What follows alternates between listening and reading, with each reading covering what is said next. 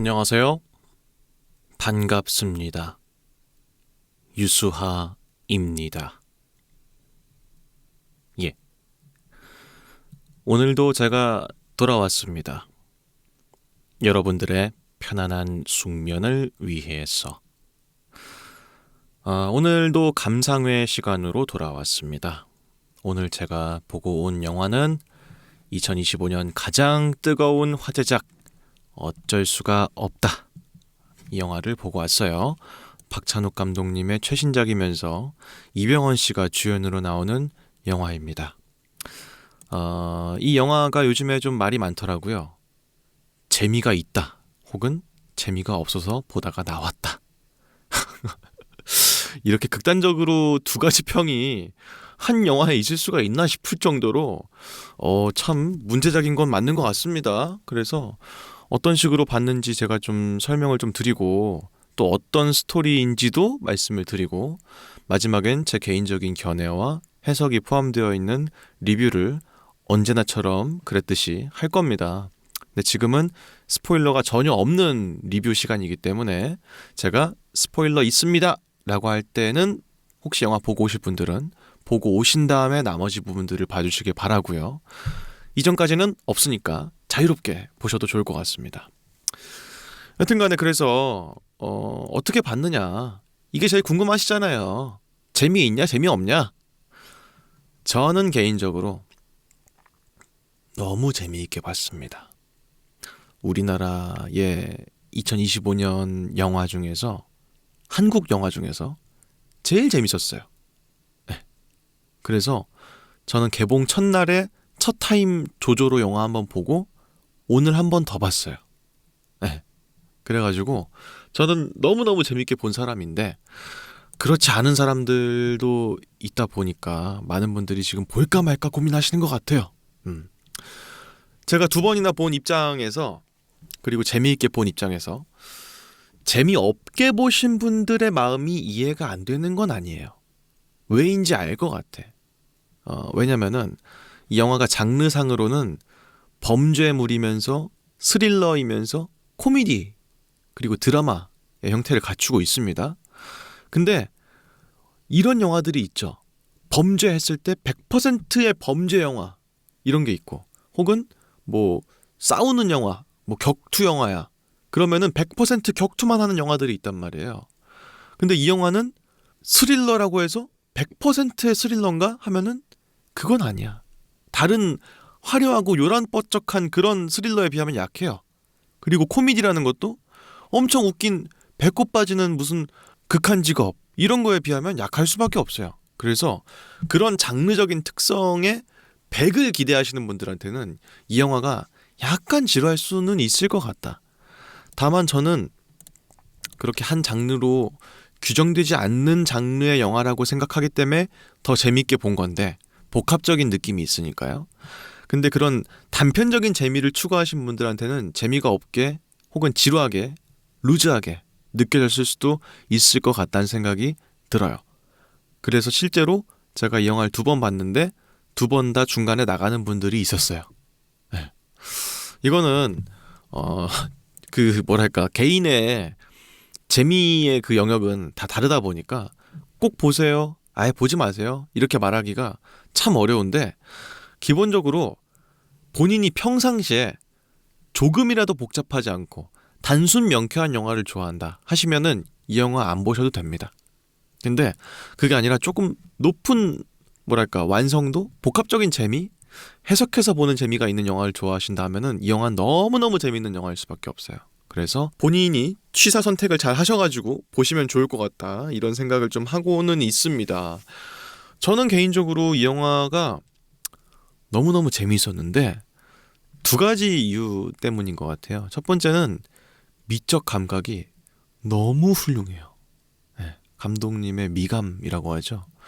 너무 깔끔하고 깔쌈하고 정말 군더더기가 없어. 하나도 버릴 장면이 없어요. 이게 우리나라 영화들 중에서 어떤 장르적인 특성에 기대가는 영화들 막 신파라든지 막 혹은 뭐 코미디라든지 이런 영화들 보면은 약간 좀 막아뜨는 느낌이 드는 장면들이 있을 때가 있어. 이건 좀 굳이 안 넣어도 됐겠는데? 혹은 이거는 영화를 오히려 루즈하게 만드는 포인트가 아닌가 싶은 느낌이 드는 장면들이 있을 때가 간혹 가다가 있거든요. 다른 영화들은. 근데 이 영화는 전혀 없었어. 전혀. 그냥 정말 꼭 필요한 장면들만 들어가 있고 에센스에 가까운 것들만 들어가 있다. 그래서 저는 보면서 역시 명감독은 다르다. 이런 생각하면서 봤고요. 두 번째로 재밌던 포인트는 이병헌 님의 연기가 기가 막히고요. 물론 다른 분들 뭐 이성민 님이라든지 박희순 배우님 뭐 다 훌륭합니다. 훌륭하지만 전 진짜 이 영화 보고 딱 느꼈어요. 이병헌 님이 대한민국에서 연기 제일 잘하는 사람인 것 같아. 진짜로. 외모에 가려져서 연기력이 폄하된 배우 중에 하나라고 생각은 언제나 해왔지만 이번 영화 보면서 확실하게 느꼈습니다. 이 사람은 연기 진짜 잘하는 사람이다. 특히나 이 정도로 잘생기신 그리고 명배우 정도의 반열에 오른 사람은 스스로가 약간 이미지가 깎일 정도의 코미디 같은 걸 잘 안 하려고 하시는 분들이 분명히 있을 텐데도 이병헌 씨는 몸을 사리질 않습니다. 정말 저는 너무너무 재밌게 봤고 이병헌 씨의 연기를 보는 것만으로도 충분히 이 영화는 가치가 있다 라고 생각할 정도로 너무 훌륭하게 재밌게 봤습니다. 그래서 저는 보시기를 권장드리는데 아까도 말씀드렸지만 단순한 영화가 좋아 이러시면 보지 마세요. 그냥 어쨌든 그렇게 재밌게 봤다는 말씀을 드리면서 지금부터는 스토리가 포함되어 있는 스포일러 리뷰를 진행할 겁니다. 그렇기 때문에 영화 보고 오실 분들은 지금 당장 멈추시고 영화 보고 오신 다음에 나머지 제 영상을 봐주시기를 간곡히 부탁드립니다. 네. 자, 그러면은 이제 스토리가 포함되어 있는 스포일러 리뷰를 진행하도록 하겠습니다. 내용이 조금 복잡해서 제가 잘 설명을 할 수 있을지 모르겠는데 최대한 여러분들이 잘 이해하실 수 있도록 노력해 볼게요. 먼저 주인공은 이제 유만수라고 하는 인물입니다. 이제 이병헌 씨인데요. 여러분들이 이해하기 쉽게 그냥 배우분 이름으로 부를게요. 이병헌 씨는 평범한 가족의 가장입니다. 4인 가족의 가장이고요. 제지 회사에서 꽤 오랜 시간 몸을 담아온 사람으로 영화에서 그려지고 있습니다. 처음에 영화가 시작하면은 이병헌 씨가 그 집 앞에 있는 마당에서 장어구이를 이렇게 칙칙 굽고 있는 모습으로 영화가 시작이 돼요. 되게 튼실하고 큰 장어를 가족들을 위해서 맛있게 굽고 있는 거죠. 아내가 이제 그걸 보면서 그런 말을 하는 거야. 회사에서 자기 되게 잘 챙겨주나 보다. 장어도 주고 막 이렇게 하는 거야. 그랬더니 이병헌 씨가 뭐 회사에서 부려먹으려고 그러는 거지 뭘 하면서 왠지 어깨가 좀 으쓱한 상태인 거죠. 그 장어가 회사에서 준 거였어요. 귀하의 오랜 노고에 깊은 감사의 말씀을 드립니다 하면서 명절 선물 비슷한 느낌으로 장어를 준 거였던 거야. 그래서 가족끼리 이제 먹기 위해서 마당에서 굽고 있던 거죠. 이병헌 씨가 살고 있는 집은 약간 경기도 외곽 쪽에 있는 단독주택 같은 느낌의 집이 있죠. 야산이 약간 뒤에 껴있고 앞에는 집이 2층짜리 꽤 큰 집이 있고 마당이 딸려있는 인근에도 집들이 있지만 꽤나 거리가 떨어져 있는 아주 좋아 보이는 그런 집입니다. 이병헌 씨가 꽤나 성공한 사람이라는 걸 알 수가 있는 대목인데 원래부터 부유한 사람이었던 건 아니고요. 어렸을 때 이제 원래 그 집에 살았었어. 근데 아버지가 돌아가시게 되면서 가세가 기울게 되자 그 집에서 더 이상 살지 못하고 그때부터는 잦게 이사를 다니게 되는 그런 어린 시절을 보낸 거죠. 그래서 이병헌 씨가 잘 꿈꿔왔던 거야. 나는 언젠가 성공하면은 어렸을 때 살았던 그 집을 다시 내 돈으로 사겠다. 근데 그 꿈을 이룬 거죠. 그래서 너무 만족하고 있는 거야. 집도 내가 어렸을 때 꿈꿔왔던 그 집에 살고 있지. 가족들도 다 원만하게 잘 살고 있지. 그리고 회사에서 날 인정해주고 장어를 보내줘가지고 가족끼리 맛있게 구워 먹는 이 모든 순간들을 이병헌 씨가 탁 느끼는 거죠. 다 다 이루었구나. 내가 꿈꿔왔던 것들 다 이뤘다 하면서 가족들한테 잠깐만 다들 일로 와봐 하면서 다 불러 모아. 고기 굽다 말고. 그래서 다 같이 이렇게 껴안는 거야, 가족끼리. 너무 좋다 하면서 잠깐만 이러고 1분만 있자 이러고 앉는 거죠. 여튼 그렇게 평화롭고 좋은 시간을 보냈는데 다음날에 이제 회사에 출근을 하게 됐어요. 이병헌 씨가 뭔가를 연습하고 있습니다. 뭐냐면은 회사의 인원 감축에 대한 반발을 하는 그런 거를 연습하고 있어. 이 이병헌 씨가 이 제지업계에서는 잔뼈가 꽤 굵은 사람이다 보니까 생산 라인의 팀장 같은 느낌이거든요. 근데 회사에서 이병헌 씨한테 인원 감축을 할 테니까 어떤 사람을 자르면 좋을지 자네가 인원을 종합해서 우리한테 갖다 달라 이렇게 말을 한 거야. 근데 이병헌 씨가 이제 그걸 참을 수가 없는 거죠. 우리 다 같이 진짜로 20몇 년 동안에 으쌰으쌰 해가지고 진짜 이 종이 만드는 기계들 정말 자식만큼이나 잘 다루고 아끼는 사람들인데 내가 어떻게 이름을 갖다 바쳐가지고 내가 줄 수가 있겠느냐. 이거는 용납할 수가 없다. 이런 식의 말을 연습하고 있었어. 회사가 갑자기 그런 선택을 한 건 아니고요. 최근에 인수합병이 됐어요. 외국계 회사한테. 외국계 회사가 이 국내의 그 제지업계를 인수하자마자 인원 감축에 바로 들어간 거야. 왜냐면 이제 4차 산업혁명 시대를 맞이하면서 AI 같은 것들을 충분히 많이 쓸 수 있게 됐잖아요. 기계 같은 것들을 최신식 설비로 만들면은 사람이 덜 필요하다 이거야. 그러니까 가장 먼저 합병되자마자 사람들을 자르기 시작한 거죠. 그래서 이병헌 씨는 그거에 반발하는 연설을 준비하고 있던 거고. 근데 이제 마침 외국계 회사 사람들이 국내에 들어와 있는 상태였어, 회사에. 그래서 이 사람들이 다시 해외로 떠나기 전에, 차에 타기 전에 이병헌 씨가 이제 막 뛰어가가지고 말리는 거야. 저기 할 말 있습니다. 예. 아니 외국에서는 이런 식으로 일처리 하나 본데 한국에서는 이런 거는 말이 안 되는 겁니다 하면서 막 따지려고 하는데 그 사람들이 그냥 슝 가버려.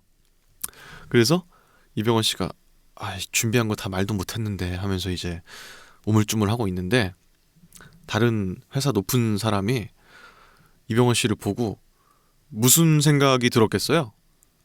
이 사람이 혹시 잘리는 리스트에 이름이 들어가 있으니까 그러는 건가 싶은 거야. 그러니까 팀원들을 위해서 정말 두 팔 벗고 달려온 거란 생각은 안 하고 자기가 잘렸나 보다란 생각을 한 거야. 그래서 은근하게 말을 걸죠. 병헌 씨 혹시 장어 받았어? 아니지? 이러는 거야. 이병헌 씨가 그 말을 듣고 딱 느끼는 거죠. 그동안의 노고에 감사드린다라고 하면서 장어를 보낸 회사가 사실 명절 선물 느낌으로 준 게 아니라 잘리기 전에 마지막으로 준 선물이었구나라는 걸 알게 된 겁니다. 그래서 이병헌 씨가 회사에서 잘리게 됐다는 거를 그때 알게 되죠. 다음날 이제 출근을 하기 전에 가족들한테 자기가 잘렸다는 말을 해야 되는데 말이 안 떨어지는 거야. 전날까지만 해도 집 앞에 마당에서 바베큐 파티를 했는데 다음날에 회사에서 잘렸다는 말을 어떻게 하겠어요. 그래서 말 이렇게 하려다가 무슨 말 하려는지 까먹었다 하면서 그냥 이제 유야무야 넘어가요. 그래서 아내는 이제 테니스 학원에 다니고 있어가지고 테니스 치러 가고 자기는 이제 아들내미 학교에다가 바래다 주고 이제 어디론가 가죠. 출근하는 척을 하는 거죠. 그래서 어디로 가냐면은 약간 그런 모임 있죠. 어떤 문제 같은 게 봉착했을 때 심리 상담하는 모임 같은 거 있잖아. 우리나라 영화엔 자주 안 나오는데 해외 영화에는 많이 나오잖아요. 자기가 어떤 상황에 처해 있는지 솔직하게 말하고 주변 사람들한테 막 위로받고 이런 데 이병헌 씨가 간 거야. 자기의 의지로 간 것 같진 않아요. 회사에서 뭔가 보내준 것 같아요. 그래서 가가지고 막 어떤 강사가 하는 말을 따라 들으면서 자기 최면 같은 걸 거는 거죠. 할 수 있다. 할 수 있다. 나는 반드시 3개월 이내로 다시 취직할 것이다. 나는 가장이다. 한 가족의 가장. 나는 거듭날 것이다. 이러면서 약간 자기 최면 같은 거 하는 거에 이병헌 씨도 자기도 모르게 빠져 들어가게 되는 거죠. 그리고 이제 아내한테 말을 안 할 수는 없으니까 잠깐 쉬는 시간에 빠져나와가지고 이제 전화를 걸어. 여보, 사실은 하면서 잘리게 됐다는 말을 하게 되죠. 아내가 이제 그 말을 듣고 그랬구나. 혼자 소갈이 하느라 얼마나 힘들었어. 잠도 못 잤겠다 하면서 괜찮아, 여보. 아니, 옛날에 나한테 결혼하자고 했을 때 그때 그 패기는 어디 가고 지금 이렇게 약한 모습만 보이냐고. 걱정하지 말라고 하면서 다시 하면은 잘할 수 있다. 날 봐라. 싱글맘이었던 내가 이렇게 다시 우뚝 서가지고 멀쩡히 사회생활 잘하지 않느냐 하면서 이병헌 씨를 다독여요. 아마도 이 사람이 원래 싱글맘이었는데 이병헌 씨의 청혼 때문에 결혼을 하게 됐고, 첫째 아들은 둘 사이에서의 아이가 아니고 막내 딸은 둘 사이에서의 이제 자식인 거를 알 수가 있는 대목이기도 합니다. 그래서 걱정하지 말라고, 힘내서 다시 재취업하면 되니까 괜찮아 여보, 걱정하지 말고 끊어 하면서 딱 끊고, 전화를 끊고 난 다음에는 굉장히 힘들어하죠. 여튼간에 이병헌 씨가 이제 아내에게도 말을 속 터놓고 했겠다. 다시 이제 힘을 내야 되겠다 이 생각을 한 거죠. 그래서 재취업을 위해서 열심히 고군분투를 시작합니다. 그 아내는 이제 가정에서 전반적으로 돌아가는 재정 관련된 거를 많이 이제 책임지고 있었는데, 이제 남편이 실직을 하게 됐으니까 우리 이제 많은 것들을 줄여야 된다. 이제 아들내미도 학원 같은 거 좀 끊어야 되고, 우리 가족 넷플릭스도 이제 못 보고, 그리고 당신도 이제 이병헌 씨가 이제 원예를 되게 좋아하거든요. 원예 관련되어 있는 그런 잡지도 더 이상 구독하지 말고 다 끊어. 대신 하나만 남겨둬. 뭐냐면은 막내 딸이 첼로를 켜는데 약간 잘은 모르겠지만 좀 자폐 스펙트럼 같은 걸 앓고 있어요. 그래서 자기 의사를 막 시원시원하게 말하진 않는데 그냥 첼로만 켜 맨날. 근데 나름대로 약간 좀 재능이 있는지 꽤나 잘 켜는 느낌이에요. 그래서 이 딸내미 이거 하나만 밀어준다, 나머지는 다 끊는다, 이렇게 된 거죠. 그리고 이제 주택담보대출의 연체가 계속 되니까 어쩔 수가 없다. 지금 집도 팔아야 된다. 팔고 우리 서울 안쪽에 있는 동네에 전셋집 정도는 얻을 수 있을 것 같다. 그러니까 집도 팔자라고 말했는데, 이병헌 씨가 이건 진짜 안 된다. 어떻게 얻은 집인데 내가 이 집이 어떤 의미인지 알지 않느냐 하면서 막 서운한 마음을 막 토로해요. 근데 아내가 그러면은 재취업을 얼른 하든지, 그게 안 되면은 집을 팔 수밖에 없다, 이렇게 말을 하는 거죠.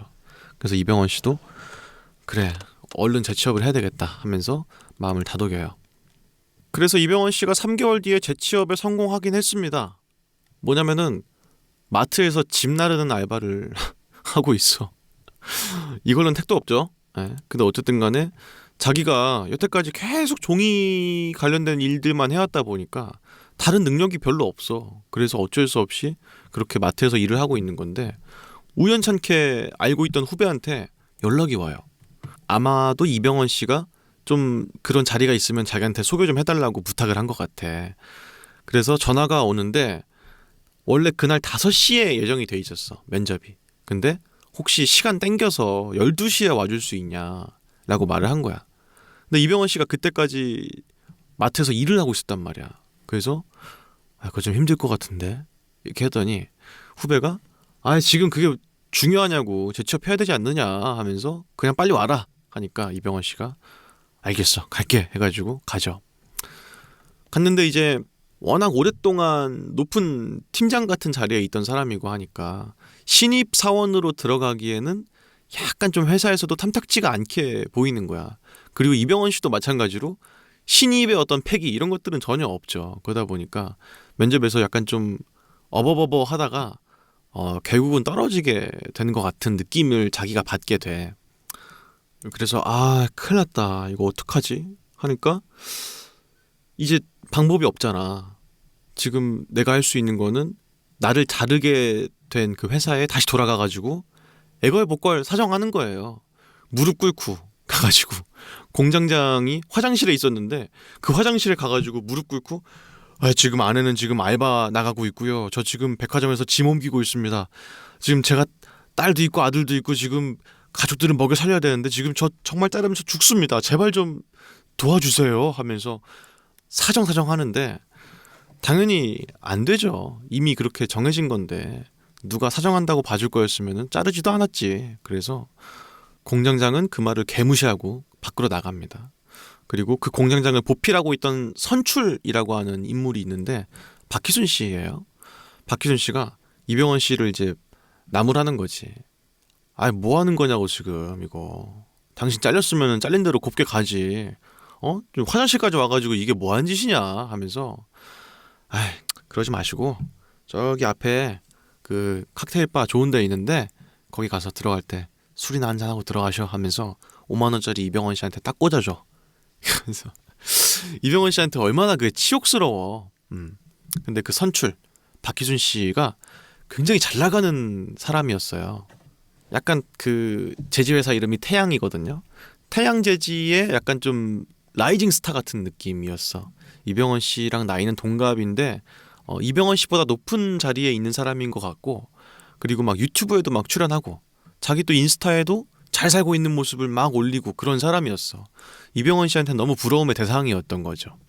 그래서 이병헌 씨가 박희순 씨가 말한 대로 근처에 있는 칵테일바 분위기 좋은 데 가가지고 박희순 씨 인스타를 막 보는 거야. 그래서 박희순 씨는 지금 그 섬 같은 데서 살고 있거든요. 단독주택을 짓고 의리뻐쩍하게 막 살고 있어.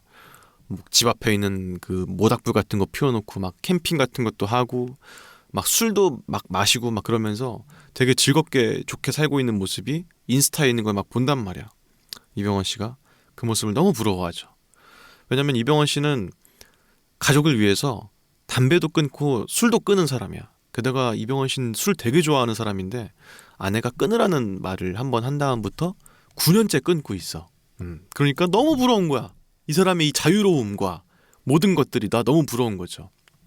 그래서 그 다음부터는 약간 좀 광적으로 이제 박희순 씨를 염탐하고 몰래 따라다니게 되는데, 그렇게 몰래 염탐을 하다 보니까 드는 생각이, 이 태양제지, 이제 이병헌 씨가 잘린 회사죠. 그리고 선출 박희순 씨가 다니고 있는 그 회사, 이 회사에 만약에 박희순 씨가 없어지면 내가 그 자리를 차지할 수 있지 않을까?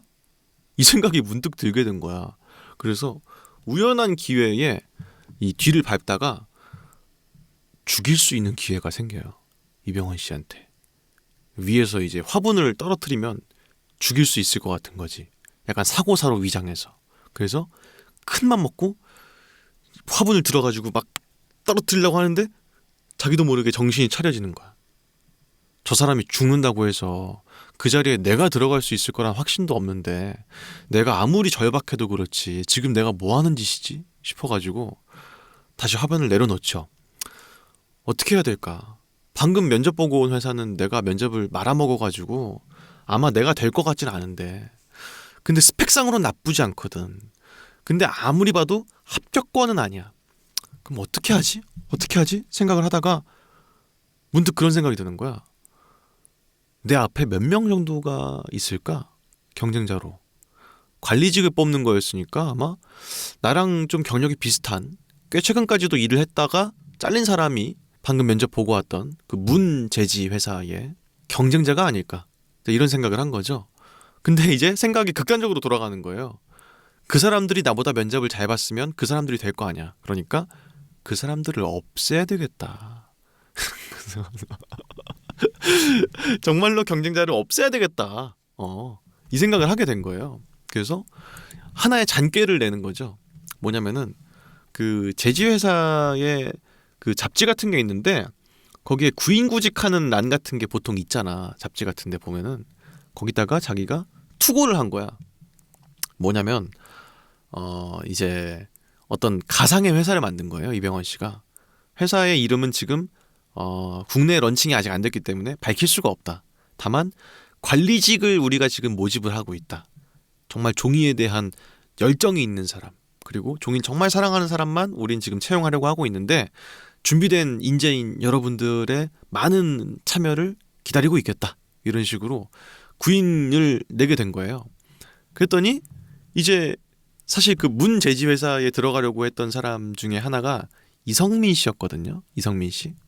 그 사람도 그 구인을 보게 된 거죠. 그래서 여기도 넣어봐야 되겠다.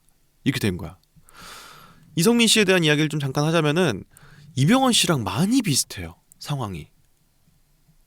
이 사람도 거의 한 20 몇 년 정도 일을 했는데 갑작스럽게 회사에서 잘리게 됐어요. 그리고 이병헌 씨랑 마찬가지로 일반 제지가 아니라 특수 제지를 다루는 사람이었고, 이병헌 씨랑 마찬가지로 약간 단독주택 같은 데에 살고 있는 사람이기도 하고, 약간 아내한테 잡혀 사는 것까지도 이병헌 씨랑 거의 비슷한 인물이었는데, 우연히 이 사람도 구인구직 그 공고를 보고 넣어봐야 되겠다 싶어서 넣게 된 거죠. 이병헌 씨가 왜 그런 식으로 구인구직을 했겠어. 그렇게 이력서를 자기한테 받게 되면은 이 사람이 어떤 강점이 있고 어떤 약점이 있고 이런 것들을 다 파악할 수가 있잖아. 그래서 한 거였는데, 이번에 이병헌 씨가 면접을 봤는데 떨어질 것 같은 그 회사가 이제 일본 쪽에 진출도 노리고 있는 회사였어요. 그래서 과거에 일본 쪽 관련된 제지 회사에서 일해본 적이 있는 사람, 혹은 일본어 자격증이 있는 사람, 이런 사람들만 추려내기 위해서 이력서를 받았던 거죠. 그렇게 해서 몇 명 리스트업을 했는데 2명까지로 줄였어. 내 앞에 아마 2명 정도가 더 있을 것이다. 이런 식으로 줄이게 된 거죠. 거기다가 혹시 플러스 알파로 박희순 씨까지도 만약에 회사를 옮긴다면 올 수도 있겠다 싶은 거야. 그래서 이성민 씨, 박희순 씨, 차성원 씨 3명을 죽이기로 합니다. 첫 번째는 이제 이성민 씨를 죽여야겠다는 마음을 먹었어요. 그래서 이성민 씨가 살고 있는 집에 이제 몰래 염탐을 가죠. 마찬가지로 이제 이병헌 씨가 사는 집처럼 되게 요란하고 인적이 굉장히 드문 산속에 있는 집이었는데, 몰래 이렇게 망원경으로 보니까 카메라가 너무 많아. 죽이기에는 쉽지 않아. 그래서 쉽지 않겠는데 이 생각을 했죠. 근데 갑자기 그 집에서 어떤 사람이 창문으로 나오는 거야. 근데 생긴 게 이성민 씨 같이 안 생겼어. 젊은 사람이야. 그래서 뭐지? 뭐 하는 사람이길래 창문으로 나오지? 잘은 모르겠네 하면서 넘어가죠 일단은. 그리고 이제 이성민 씨가 집 뒤쪽에는 산이 있고 하다 보니까 종종 가다가 이제 아내랑 같이 이제 뒤편의 야산에서 자리를 깔고 이제 캠핑을 가끔 가다가 하는데, 그날도 이제 약간 피크닉 같은 걸 가는 날이었어. 이병헌 씨는 멀리서 지켜보고 있는 거죠. 그러다 보니까 이제 들을 생각은 없었지만 그 둘의 대화를 듣게 된 거야. 되게 조용하고 산속이니까 또 잘 들리잖아요. 그래서 이병헌 씨가 이제 다 듣는 거죠. 근데 이제 그 상황이 자기랑 너무나도 유사한 상황이라는 걸 알게 되는 거야. 아내가 하는 말들이, 아니 20 몇 년 동안 제지회사에서 일하면은 별난 게 있냐. 어차피 지금 재취업을 다시 제지회사에서 한다고 해도 6, 7년 뒤엔 다시 또 실업자 될 거 아니냐. 그러니까 당신이 좋아하는 특기를 살려가지고 새로운 직장을 알아보는 게 어떠냐. 이성민 씨가 이제 음악을 되게 듣는 걸 좋아한단 말이에요. 집에 이제 스피커 같은 거 되게 크게 LP 듣는 게 되게 취미인 사람이야. 그래서 돈을 조금 이제 장인어른한테 좀 융통을 해가지고 뭐 LP 카페 같은 거 차리는 게 어떠냐, 이런 식의 대화를 하고, 또 이제 이성민 씨가 그 말을 그냥 넘어갈 수가 없는 거야. 나는 25년 동안 종이밥을 먹은 사람인데 갑자기 어떻게 카페를 할 수가 있냐, 이건 말이 안 된다 하면서 막 실갱이를 하는 거예요. 그런 모습들을 보니까 이병헌 씨가 내적인 동질감이 생긴 거죠. 이성민 씨한테. 죽여야 되는데, 이 사람을 죽여야 되는데 나랑 처지가 너무 비슷해. 그러니까 마음이 약해지는 거야. 게다가 이병헌 씨가 전에 뭐 사람을 죽여봤겠어요, 뭘 했겠어요. 그러니까 더더욱이 마음이 약해질 수밖에 없는 거죠. 근데 어쨌든 간에 계속 그렇게 몇 날 며칠을 염탐을 해요. 이 사람이 사실은 아까도 말했던 것처럼 사람을 죽인 적이 없는 사람인데, 어떤 식으로 죽일 생각이냐면은 집에 권총이 있었어. 왜 권총이 있냐면은 이병헌 씨의 아버지가 이제 참전용사였던 거예요. 월남전 참전용사였던 것 같아요. 그래서 그 당시에 큰 혁혁한 공을 세운 것을 이제 인정을 받아서 그 전시에 썼던 권총을 자기가 이제 물려받게 된 거야. 그 총을 장식장에다 넣어놓고 그냥 이제 항상 보고만 있었는데 이걸로 사람을 죽여야 되겠다 생각을 한 거죠. 이게 사실은 굉장히 잔인할 수 있는 방식이지만 사실 뭐 목 졸라 죽이거나 칼로 찌르는 것보다는 훨씬 쉬운 방법이니까 이병헌 씨가 그렇게 하려고 했던 거야. 그래서 권총을 자기 안주머니에다가 챙겨놓고 증거물을 남기면 안 되니까 무슨 원예용 무슨 그 뭐라고 하죠? 멜빵 바지 같은 거 있잖아. 이렇게 다 고무 처리돼 있는 그런 거. 그걸 이제 입고서 항상 따라다녀. 이렇게 멀리서 지켜보면서. 그래서 그날도 이성민 씨를 죽여야 되겠다라는 생각으로 가게 됐어요. 이번에는 정말 실행에 옮기기 위해서 집 안으로 들어갑니다. 아마도 아내는 일하느라 밖에 나갔을 것이고 집에는 이성민 씨밖에 없겠다 생각이 들어서 집까지 들어간 거였어. 그래서 집에 이제 천천히 들어가가지고 침실 쪽으로 가는데 뭔가 소리가 나는 거야. 야릇한 소리가 나요. 그래서 뭔가 좀 성적인 관계를 맺고 있는 소리가 나는 거야. 그래서 내가 너무 잘못된 타이밍에 왔나 싶어가지고 일단은 이제 보기로 했는데 아내가 이성민 씨랑 관계를 갖고 있는 게 아니고 다른 젊은 남자랑 관계를 맺고 있는 거야. 아내가 사실은 배우 지망생이에요. 이제 엄혜란 씨인데 배우 지망생이다 보니까 그런 촬영 현장에서 만난 이제 젊은 남자 배우가 있었는데 그 사람이랑 이제 바람이 난 상태였던 거예요. 그래서 그 관계하는 장면을 목격하고 황급히 집 밖으로 나오죠. 이병헌 씨가. 그래서 더 싫은 거야 이제. 죽이기가 더 싫어. 왜냐? 이성민 씨에게 너무나도 감정이입이 되는 거죠. 게다가 저 사람 와이프가 바람났잖아. 더 죽일 수가 없는 거야. 너무 불쌍해서. 그래서 오늘은 집에 가자 하고 이제 차 타고 집에 가고 있는데 이 가던 길에 김성민 씨랑 이제 만나게 된 거예요. 김성민 씨가 자기 집으로 가고 있는 거죠. 근데 그 집에는 아내가 바람나고 있잖아. 이병헌 씨가 오 하면서 이제 따라가는 거죠. 이성민 씨 뒤로. 그래서 멀찍이 차를 대고 다시 이제 이성민 씨 집 근처 야산에서 망원경 보면서 이렇게 보고 있어. 근데 이성민 씨도 똑같이 주차해가지고 집에 들어가려고 한단 말이야. 집에 들어가면은 아내가 다른 남자랑 뒹굴고 있는 걸 볼 수밖에 없잖아. 그래가지고 이성민 씨가 나한테 보냈던 이력서를 펴가지고 전화번호 그걸 보면서 전화를 걸죠. 예, 여기 지금 레드페퍼 컴퍼니에 제가 인사팀장 누구누구인데요. 예. 이게 다름이 아니고요. 그 1차 합격을 하셔가지고 2차 면접을 좀 보러 오시라고 연락을 드렸습니다. 하면서 집에 못 들어가게 막는 거야. 계속. 이성민 씨가 그래요? 참 감사합니다 하면서 이제 언제 가면 좋을까요? 했더니 이병헌 씨가 그게 저희 사장님께서 지금 취리휘로 5시에 원래 떠나실 계획이었는데 지금 가신다고 하는데요. 혹시 지금 면접을 보러 올 수 있나요? 이런 식으로 하는 거야. 이병헌 씨가 당했던 걸 그대로 이제 이성민 씨한테 써먹고 있는 거죠. 그래서 이성민 씨가 예, 그럼 지금 바로 가겠습니다. 예, 해가지고 사건이 잘 마무리가 되겠구나 하면서 전화를 딱 끊었는데 이 이성민 씨가 이 차림새가 이런 차림새였거든요. 약간 좀 헌팅 자켓 같은 걸 입고 있는 상태였는데 이 상태로 면접 가는 건 너무 좀 그런 거야. 그래가지고 옷만 갈아입어야 되겠다 싶어가지고 서둘러 집에 들어가다가 이제 아내가 바람난 현장을 자기만 보게 되죠. 아내는 몰라. 자기만 봤어. 그래서 집 밖에 나와가지고 떼굴떼굴 구르는 거야. 누구한테 말할 수도 없고 아내한테도 말할 수가 없고 진짜 누구한테 하소연할 데도 없이 그냥 자기 혼자서 막 하면서 막 떼굴떼굴 막 굴러. 그러다가 정신을 차리고 친구한테 전화해가지고 나랑 술 한 잔만 먹자 하면서 이제 약속을 잡는 거예요. 사실 아내한테 떳떳하게 말을 하고 싶었겠죠. 근데 이제 자기도 지금 실직자인 상태이고 하니까 더더군다나 말을 할 수가 없는 상태였던 거야. 떳떳하지 못한 상태였던 거죠. 잠시 뒤에 이성민 씨가 이제 잔뜩 취해서 자기네 집에 이제 음악 감상실에서 의자에 앉아가지고 이제 멍하니 있는 거야. 이병헌 씨가 그거를 밖에서 눈여겨봤기 때문에 이쯤 되면 이성민 씨가 취해 있어서 아마도 죽어도 모를 것이다 이 생각이 들어서 집에 몰래 잠입을 하게 되죠.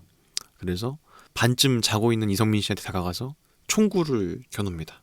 그래서 정말 가슴이 아프지만 이성민 씨를 죽여야 되겠다 라고 마음먹고 쏘려고 하는데 이성민 씨가 이 이병헌 씨를 내연남으로 알고 있는 거야. 자기 와이프랑 바람난 남자인 걸로 알고 있는 거죠. 그래서 막 울면서 이제 막 토로하는 거야. 이 자식 간땡이가 부어가지고 이제는 나까지 죽일라 그래 막 이러면서 막 화를 내는 거야. 이병헌 씨가 이제 그 모습을 보고 답답한 거죠. 아니 너 지금 아내가 너를 왜 바람이 난지 아냐. 네가 지금 남편 구실을 제대로 못하기 때문에 그런 거 아니냐 이러면서 막 말을 하는 거야. 근데 그렇게 말을 하고 있는데 아내가 집에 돌아왔어. 아마도 그 연하 남자애를 데려다주고 다시 돌아오는 길이었던 것 같아. 그 사이에 이병헌 씨가 집에 들어갔던 거죠. 그래서 서로 만날 일은 없었는데 이제 엄혜란 씨가 뒤늦게 들어온 거죠.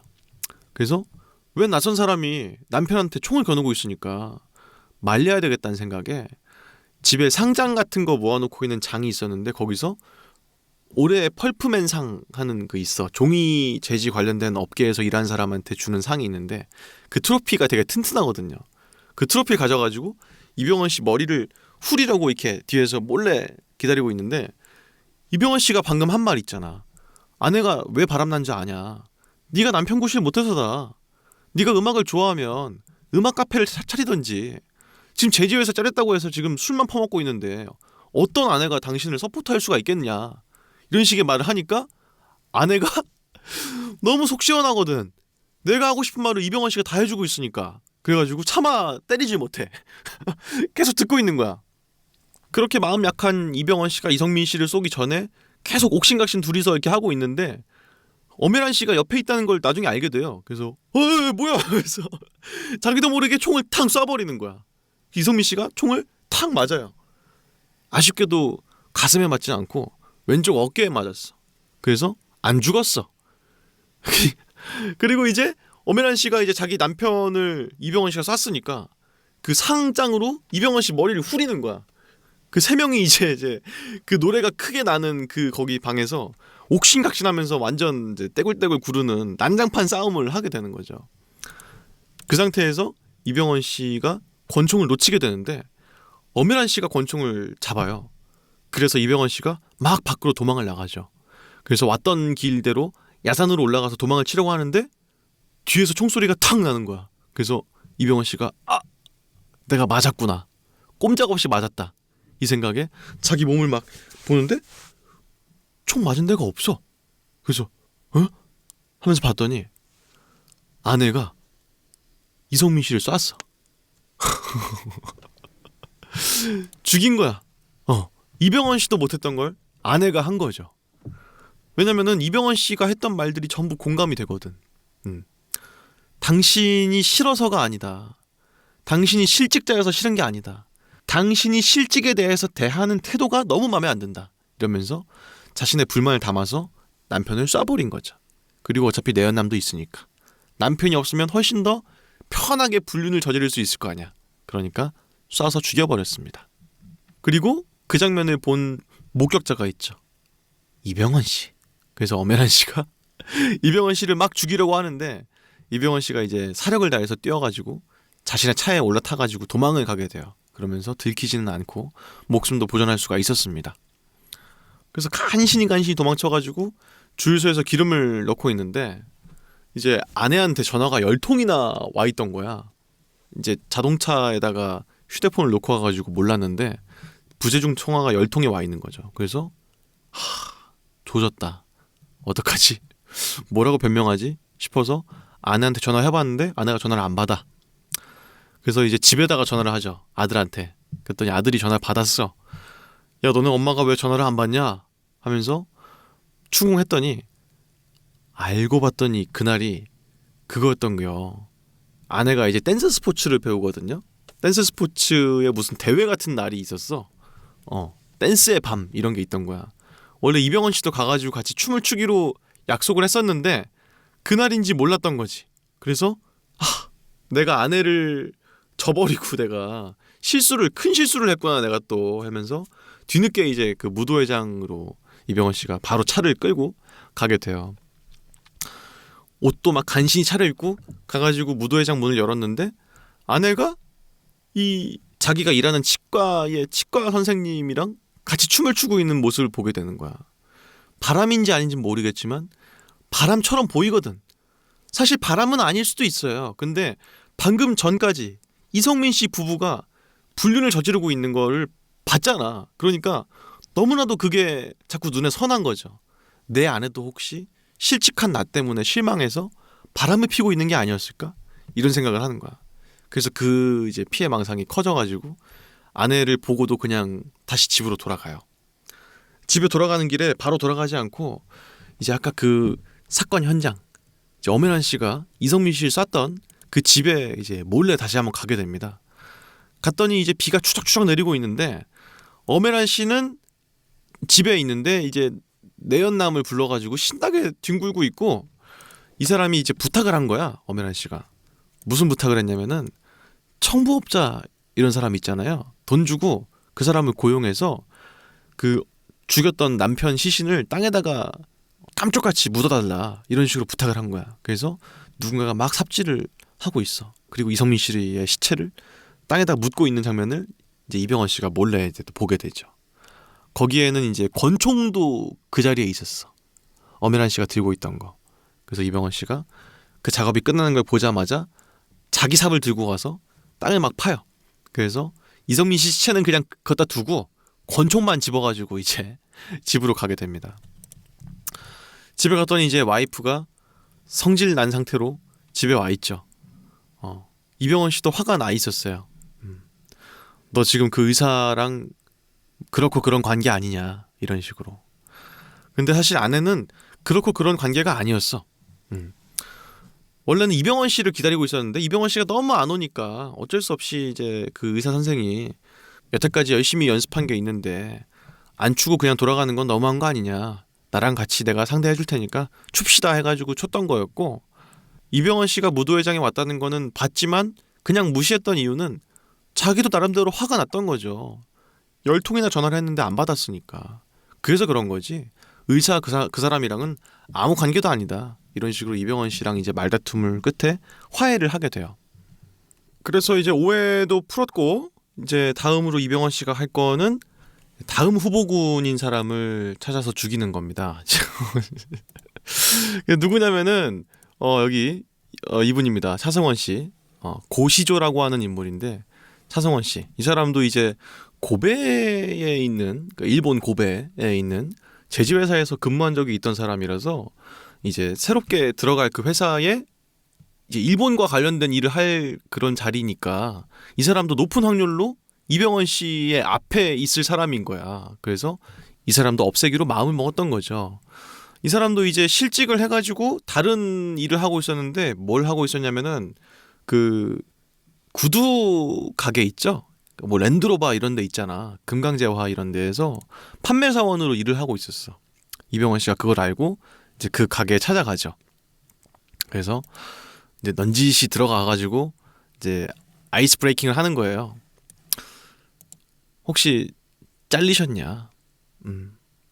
제가 이제 실직하게 된 지가 1년이 됐는데 그러다 보니까 누구 얼굴만 봐도 이 사람이 원래 이런 일을 했던 사람인지 아닌지를 잘 알 수 있게 됐다. 근데 당신은 이런 일을 할 사람이 아닌 것 같다. 이런 식으로 말을 떼는 겁니다. 그 말을 들으니까 차승원 씨가 너무 반가운 거예요.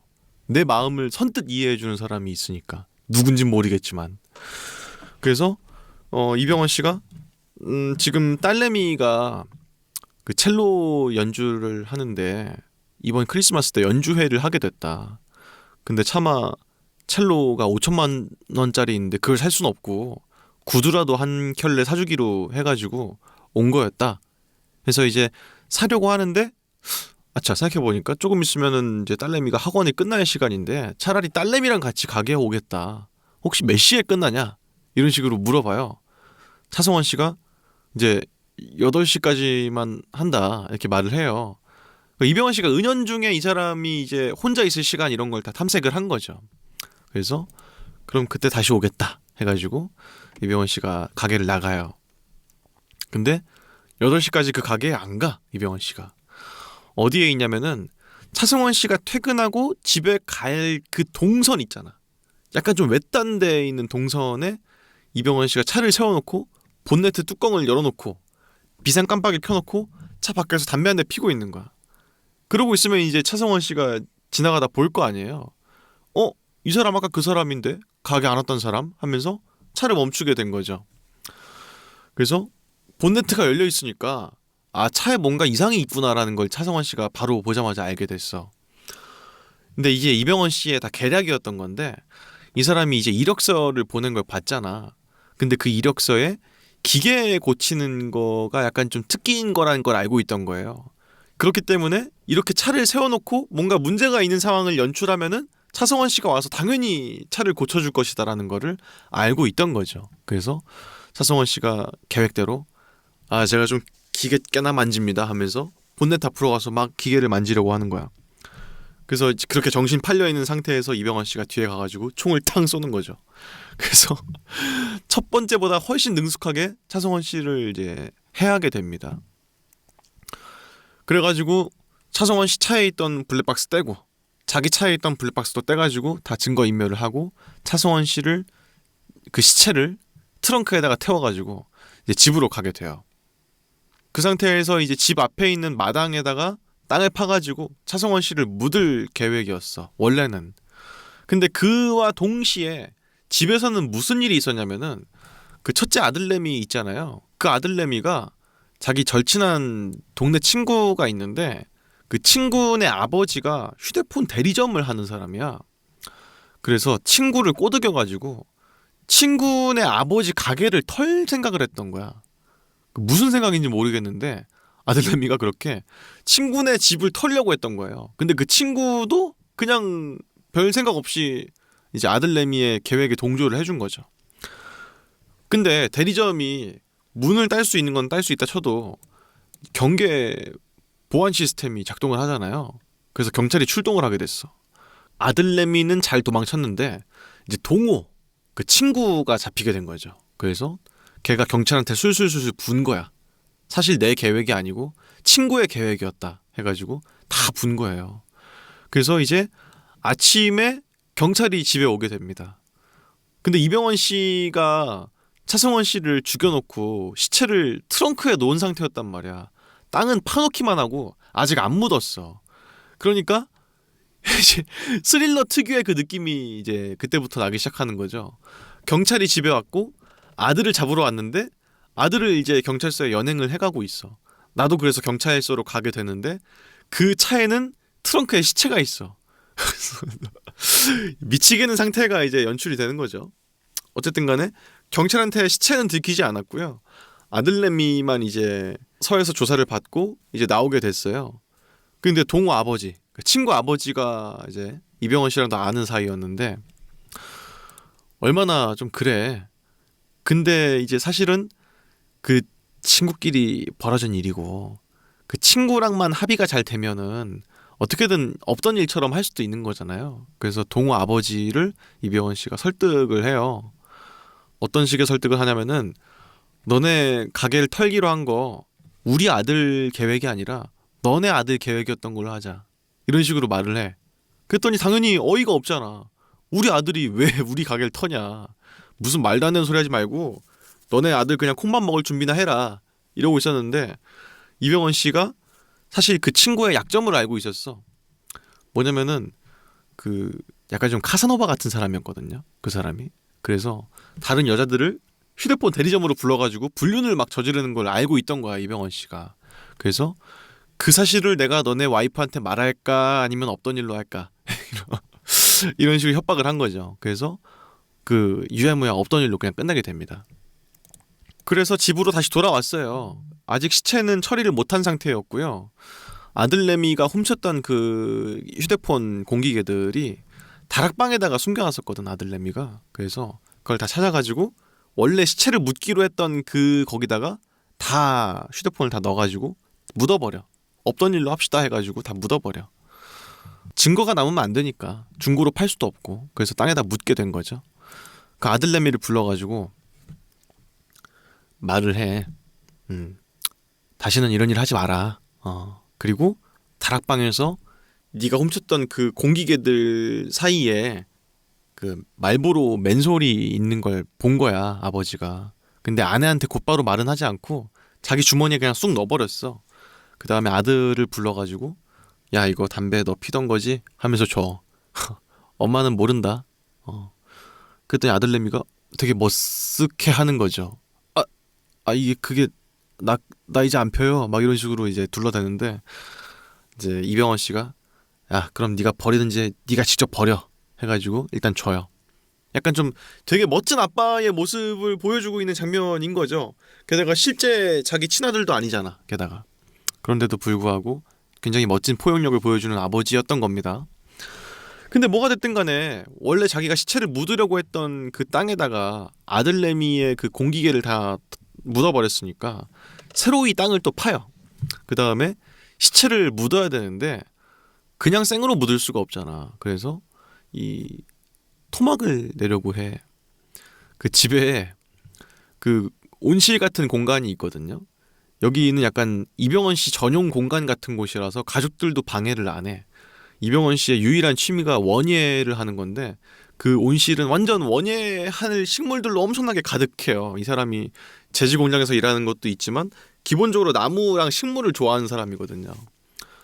거기서 이제 천막 같은 걸 다 쳐가지고 가족들이 못 보게끔 막아놓고 이제 시체를 꺼내가지고 전기톱으로 자르려고 하는데 아들내미가 아빠한테 담배를 받았잖아. 이걸 필라고 다락방 밖으로 나온 거야.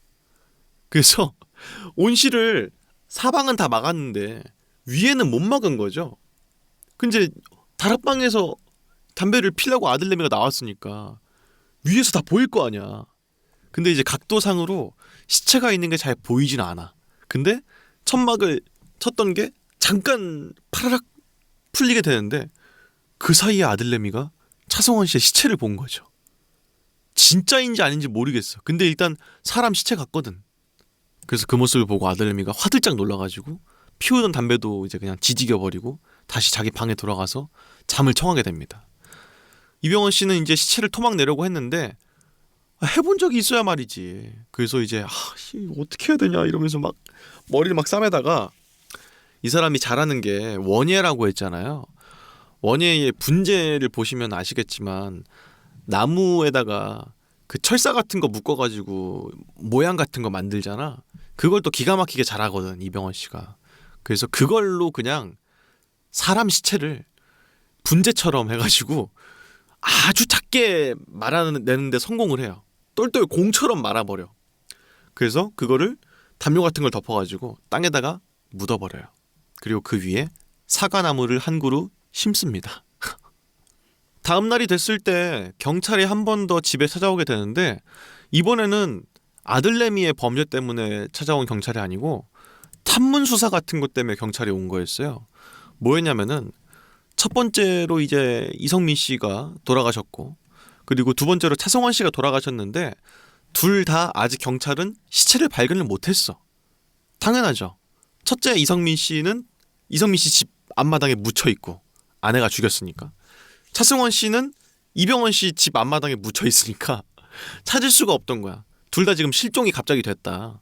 근데 그 둘의 공통점을 보니까 최근에 문제지 회사에 다 이제 이력서를 넣었던 사람인 걸 알게 됐다는 거죠. 근데 이병헌 씨도 그 회사에서 면접을 봤잖아. 그러니까 혹시 뭔가 아는 게 있을라나 싶어가지고 경찰이 탐문 수사를 왔던 거야. 그랬더니 아직까지 경찰이 헛다리를 짚고 있어. 이병헌 씨가 범인인지에 대해서 아직까지 모르고 있어. 그래서 이병헌 씨한테 오히려 몸조심하셔라. 다음 피해자가 될 수도 있다. 이런 식으로 경고를 하고 집을 떠나요. 그래서 이병헌 씨가 이제 속으로 10년 감수했다 하면서 다음 계획을 또 이행하기로 하죠. 남은 사람은 누구예요? 박희순 씨. 박희순 씨만 남았거든요. 이 사람까지만 죽이면 이제 자기가 생각하는 경쟁자인 사람들은 다 제거하게 된 셈인 거야. 박희순 씨는 이제 아까도 초반에 말씀드렸습니다만 이제 외딴 섬에 살고 있거든요. 근데 그 섬이 이제 사람이 아예 안 사는 섬은 아닌데 주민들이 있긴 있어. 근데 이제 좀 인적이 좀 드물고 그 박희순 씨가 또 이혼을 했어요. 그래서 이제 혼자 그 넓은 집에서 살고 있는 상태였던 거죠. 그걸 이제 다 이병헌 씨가 알고 있었기 때문에 그 섬에 따라 들어가게 됩니다. 크루즈 같은 걸 타고 들어가게 돼요. 그래서 박희순 씨가 집에 돌아가는 타이밍에 이병헌 씨가 이제 그 길목에 서 있던 거죠. 그래서 갑자기 확 나와가지고 차를 멈춰 세운 다음에 차 유리를 쿵쿵쿵 해가지고 자기 기억하냐고. 나 그때 공장장님한테 개겼다가 박혜준 씨가 나한테 5만 원짜리 꽂아주지 않았냐. 나 그때 잘렸던 유만수다 하면서 이제 말을 거는 거예요. 다름이 아니라 내가 박혜준 씨 평상시에 SNS도 보고 막 그래가지고 되게 존경하고 있었는데 혹시 나랑 술 한잔 하지 않겠냐 해가지고 비싼 술을 사온 거야. 근데 박혜준 씨가 또 술을 되게 좋아하는 사람이거든요. 그래서 좋다 해가지고 집으로 초대를 해요. 그래서 이제 서로 독대를 해가지고 이제 술을 마시게 되는데 박희준 씨는 너무 좋은 거야. 왜 좋냐면은 사실은 되게 겉으로는 되게 화려해 보이는 사람이고 SNS에서 보면은 뭐 못 갖출 게 없는 그런 사람인데 사실은 되게 외로워하고 있었어. 그리고 아내도 따로 살고 있었고 이혼을 했으니까.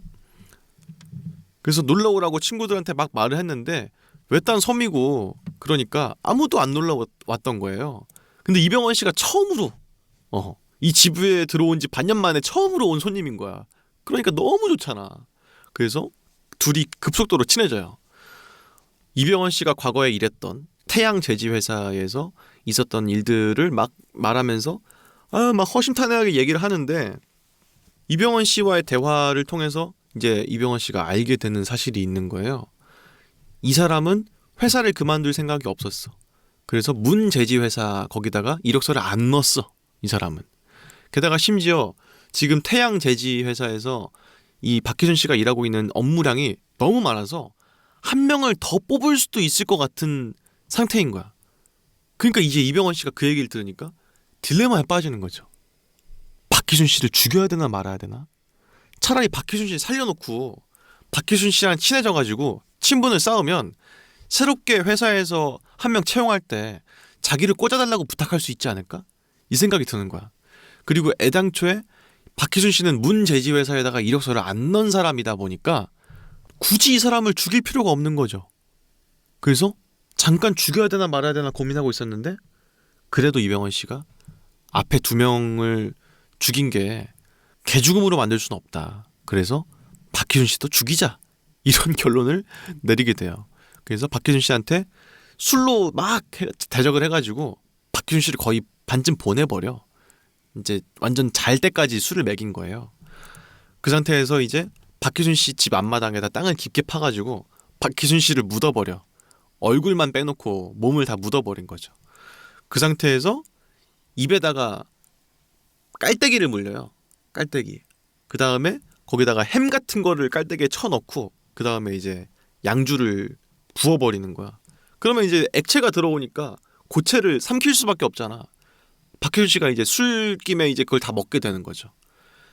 그래서 이병헌 씨가 옴짝달싹 못하고 거의 지식 직전에 가 있는 박희준 씨한테 한술 더 떠서 그 비닐 랩으로 머리를 다 감싸버려요. 그래가지고 박희준 씨가 토한 게 기도를 막아가지고 죽게끔 만들어버린 거죠. 실제로 그런 계획이 성공을 합니다. 그래서 다시 그렇게 죽은 박희준 씨 시체를 꺼내가지고 이 사람이 마치 혼자서 집에서 술을 먹다가 토사물에 질식해서 죽은 것처럼 꾸며내요. 그리고 이병헌 씨의 흔적들을 모두 다 없애고 이제 다시 배를 타고 다시 집으로 돌아가게 되죠. 근데 그렇게 박희준 씨를 죽이고 있는 동안에 집에서는 어떤 일이 있었냐? 아들내미가 엄마한테 말을 해버렸어. 뭘 말했냐? 아빠가 사람을 죽여서 마당에다 묻은 것 같다. 이런 말을 한 거야.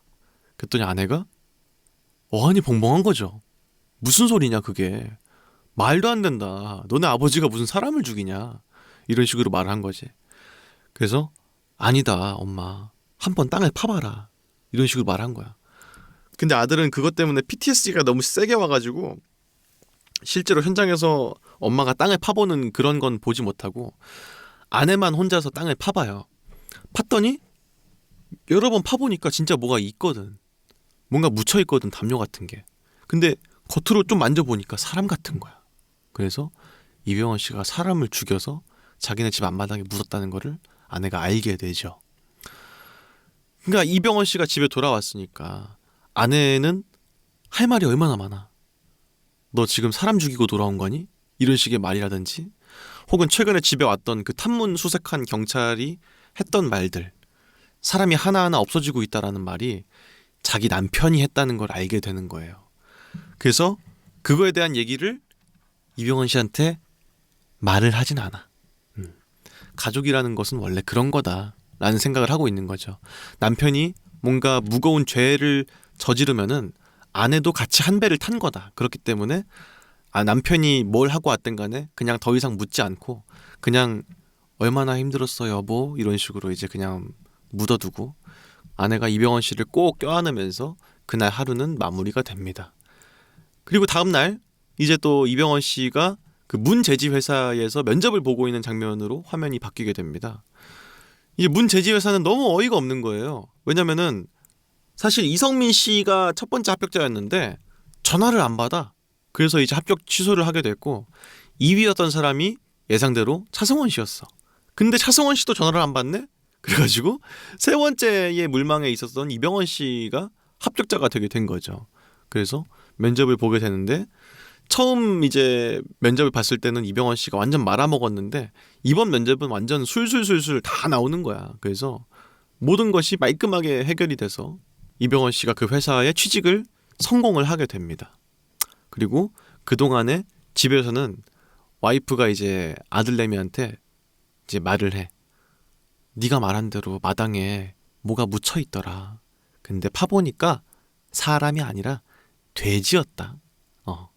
너네 아버지가 사과나무를 하나 심었는데 보통 이제 어떤 비료 같은 걸 줄 때 영양제가 섞여 있는 그런 것들을 주기도 하지만 그냥 뭔가 돼지 시체 같은 걸 묻기도 하나 보지. 고열량의 어떤 걸 나무한테 주기 위해서. 그래서 너네 아버지가 땅에다가 돼지 시체를 묻은 거지 사람 시체가 아니다. 네가 밤결에 잘못 본 거다. 이런 식으로 말해서 가정의 평화도 아내가 지키게 되죠.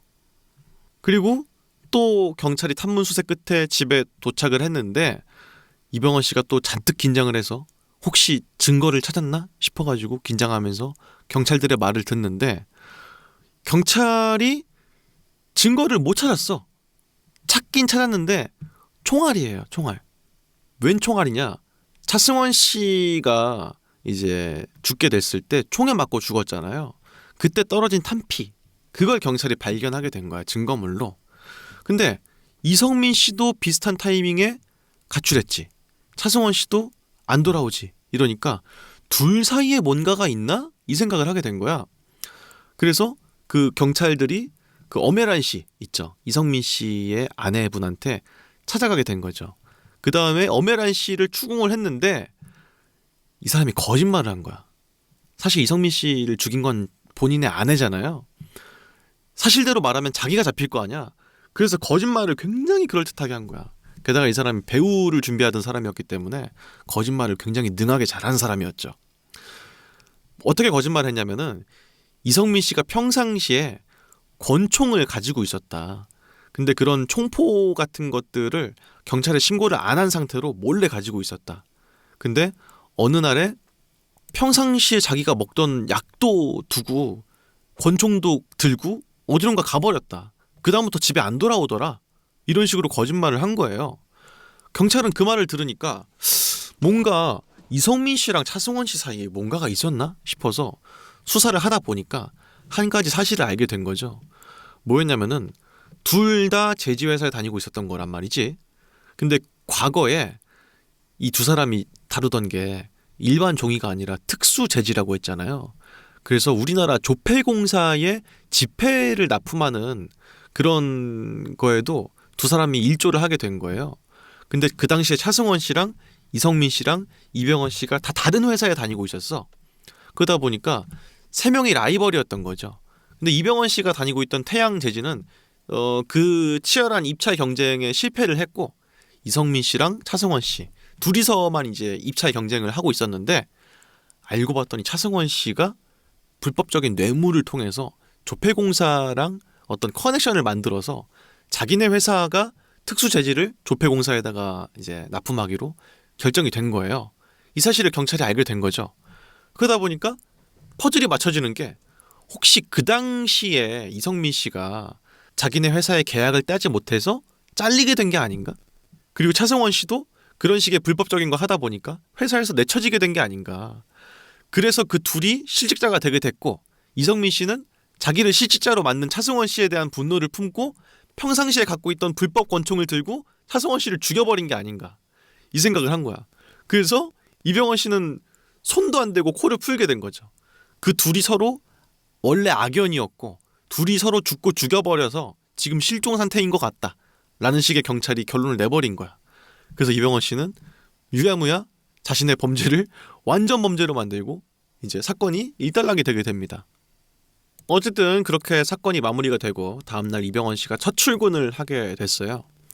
아들과 아내의 힘내라는 배웅을 받고 이병헌 씨는 회사에 가서 이제 근무를 하게 되는데, 앞서 말했던 것처럼 그 회사는 AI나 이런 것들의 시스템을 도입하고 있는 회사였기 때문에 이병헌 씨 혼자 일해.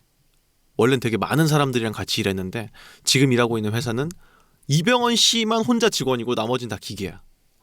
그렇게 되게 고요하고 어떻게 보면 기계 돌아가는 소리 때문에 시끄러워서 이어 플러그를 끼지 않으면 안 되는 그런 곳에서 이병헌 씨가 성공했다, 해냈다, 취업도 성공했고 완전 범죄도 이룩했다 하면서 굉장히 기뻐하는 모습을 보여주고요. 또 그와 동시에 집에서는 이제 막내 딸내미 이제 첼로를 켜고 있는 모습을 보여주는데, 원래 딸내미가 그 부모님이나 다른 사람 앞에서는 첼로 연주를 한 번도 보여준 적이 없거든요. 근데 이제 그날따라 딸내미가 뭐 기분이 좋았는지 자기 방에 후다닥 올라가서 첼로를 막 켜요. 근데 아내가 처음으로 이제 얼마나 첼로를 잘 켜는지를 이제 보게 되는 거죠. 그래서 방문에다가 귀를 싹 갖다 대고 이병헌 씨는 귀에다가 이어플러그를 탁 꽂고 그러면서 영화가 끝이 나게 됩니다.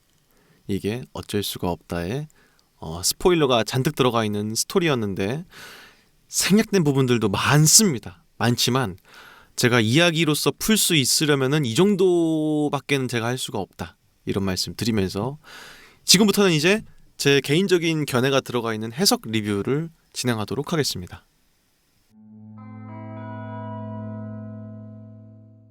네, 그렇게 해서 스토리는 전부 이렇게 말씀을 드렸고요.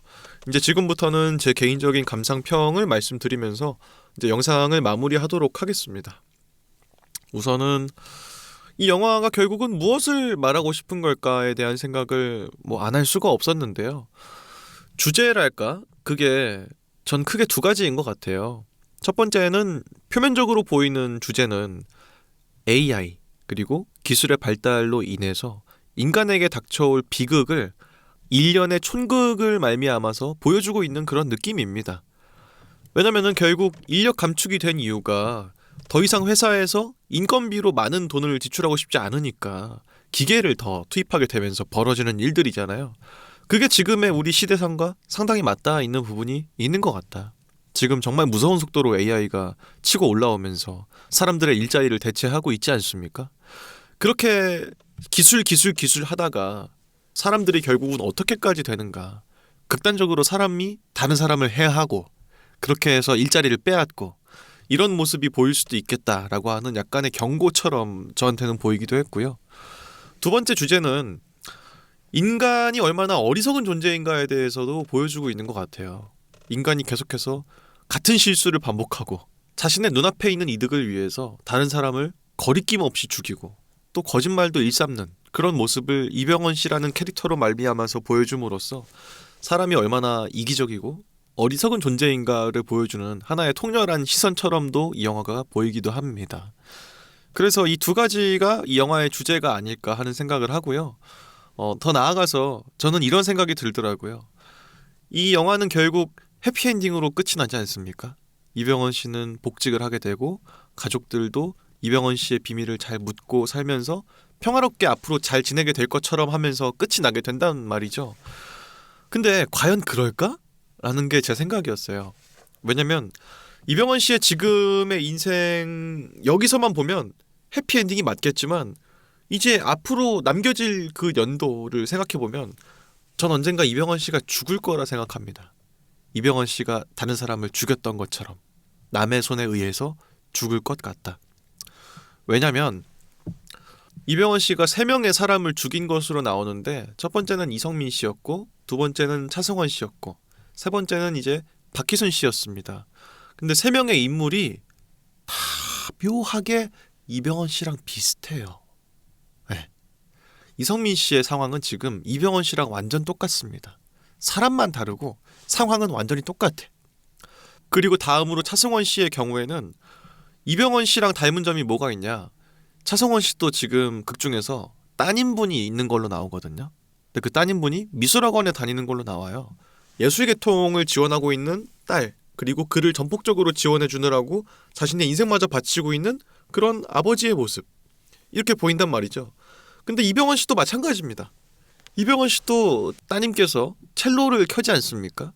세계적인 연주자가 될 수 있을 것이라는 교수의 말을 듣고 이제 전폭적인 지지를 하고 있단 말이에요. 결국은 다른 사람을 죽이면서까지도 딸을 지원해주고 있는 겁니다. 결국은 그런 모습들이 차승원 씨랑도 닮았고, 마지막 박희순 씨의 경우에는 이 박희순 씨가 섬의 외딴 섬에서 혼자 의리뻗쩍한 집을 짓고 살고 있잖아요. 그게 뭐냐면 박희순 씨의 로망이었어요. 그런 집을 갖는 게. 그런 집을 갖기 위해서 아내와 이혼까지 했습니다. 근데 이 모습도 이병헌 씨처럼 보이는 부분이 분명히 있습니다. 왜냐면 이병헌 씨도 지금 집을 팔지 않기 위해서 어떻게 보면은 살인까지 저지르면서 일자리를 구하려고 했던 것처럼 보인단 말이죠. 무슨 일이 있어도 팔 수 없다. 주택담보대출의 연체 대금이 밀려와도 사람은 죽일지언정 집은 팔 수 없다. 이런 식의 태도를 보인단 말이야. 그런 점에서 봤을 때 이병헌 씨의 모습이 박희순 씨의 모습처럼도 보인다라는 거죠. 그러니까 이성민 씨의 경우에는 현재의 이병헌 씨처럼 보이고, 그 다음에 한 10년 정도 지난 다음에 이병헌 씨의 모습은 차승원 씨처럼 보이고, 따님이 어느 정도 성장을 했으니까. 그리고 마지막으로는 이혼까지 하면서 자신의 로망을 지키고 있는, 껍데기뿐인 로망을 지키고 있는 박희순 씨의 모습은 아마도 이병헌 씨의 한 15년, 20년 뒤쯤의 모습처럼 보입니다. 그렇기 때문에 죽이고 있는 인물들이 결국은 이병헌 씨의 미래처럼 보이고 이병헌 씨의 현재처럼도 보인다는 거죠. 그렇기 때문에 지금은 안착을 했을지 모르겠지만 언젠가가 되면 또 다른 이병헌 씨가 지금의 이병헌 씨를 죽이려고 들지 않겠습니까? 그렇기 때문에 저는 언젠가 이병헌 씨도 일자리를 빼앗길 것이다. 죽음으로써 그런 생각을 하고 있습니다. 왜 이런 생각을 했냐면은 결국은 이 영화에서 가장 주제가 되는 하나의 단어가 있다면 저는 반복이라고 생각을 하거든요. 반복되는 게 되게 많아요. 우선 영화의 구조도 그렇고 시작과 끝이 좀 비슷한 부분이 있거든요. 그리고 세 번의 죽음이 영화의 골자의 이야기라는 데서 봤을 때 거의 완벽하게 대칭되는 것처럼도 보입니다. 네. 앞뒤를 이렇게 정확히 반으로 나눴을 때 전반부와 후반부가 반복되는 이야기처럼도 보이거든요. 그리고 처음에 이병헌 씨가 실직을 하게 됐을 때 어떤 컨퍼런스에 가서 자신의 자신감을 고양하기 위해서 하는 어떤 자기 체면 같은 걸 한단 말이에요. 그게 지금 제가 하는 것처럼 목이라든지 이마라든지 이런 데 두들기면서, 반복적으로 두들기면서 자기한테 암시하는 겁니다. 나는 가장이다. 나는 거듭날 것이다. 이런 식으로. 그래서 반복되는 행동을 하는 걸 실질적으로 카메라가 보여주고 있기도 하고, 그리고 영화의 구조 자체가 반복되는 구조인데다가 인간은 언제나 같은 실수를 반복한다라고 하는 이야기의 골자의 스토리를 갖추고 있는 것으로 저한테는 보이기 때문에 이병헌 씨도 생략되었지만 언젠가는 여태까지 그래왔던 것처럼 죽을 것이다. 그 이야기는 끝나지 않고 반복될 것이다. 라는 게 이 영화의 주된 이야기였던 것 같습니다. 그러니까 일자리와 연관돼서 인간에게 벌어질 수 있는 촌극에 대해서 아주 신랄하고 나쁘끄러울 정도로 정말 샅샅이 파내고 있는 그런 작품이 아니었나 하는 생각이 들고요. 글쎄, 저는 재밌게 봤어요. 되게 재밌게 봤는데 평이 안 좋다는 것이 좀 믿겨지지 않을 정도입니다. 이렇게 욕을 먹을 정도인가? 중간에 보다가 나갈 정도인가? 이런 생각이 들어서 전 좀 이해가 안 가지만, 그런 분들께서 이제 주로 말씀하시는 게 개연성에 대한 이야기인 것 같더라고요. 개연성이 너무 없다. 그래서 저도 생각을 해봤거든요. 이 영화가 개연성이 없나? 그분들이 걸고 넘어지는 개연성이라는 게 아마 그런 거인 것 같아. 경찰이 어떻게 자기 집 앞마당에다가 시체를 묻었는데 그것도 못 찾냐? 라든지, 아니면 문제지 회사 있잖아요. 거기에 하필이면 최종 합격 후보에 들어와 있던 사람이 하필이면 이병헌 씨 앞에 2명뿐이었냐, 뭐 이런 식으로 약간 좀 판타지스러운 것들이 많이 가미돼 있다 보니까 현실성이 좀 떨어진다, 개연성이 좀 없는 것 같다, 이런 식의 말씀하시는 분들도 있는 것 같은데, 저는 개인적으로 그런 생각을 합니다. 부가적인 것들을 제외하고 주제에 가까운 것들만 집중해서 달리다 보니까 약간의 개연성은 없을 수 있다라고 생각해요. 아예 사마띠 하지 아니하는 정도의 개연성인가 하면은 그건 아니거든요. 다만 영화가 말하고 싶은 주제에 집중하기 위해서 덜어낸 부분들이라면 저는 납득이 된다. 그런 건 사실 대부분의 영화들에 다 있다고 생각을 합니다. 근데 유난히 그런 부분들이 마음에 걸렸다면은 뭐 사람에 따라서 그럴 수는 있겠죠. 저는 전혀 문제가 되진 않았습니다. 여튼간에 그렇게 해서 어쩔 수가 없다 감상 후기를 이렇게 마치도록 하겠습니다.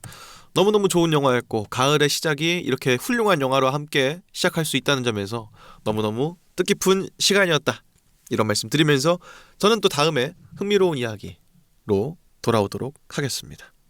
지금까지 저는 유수아였습니다. 그러면은 다음 시간에 또 뵙죠.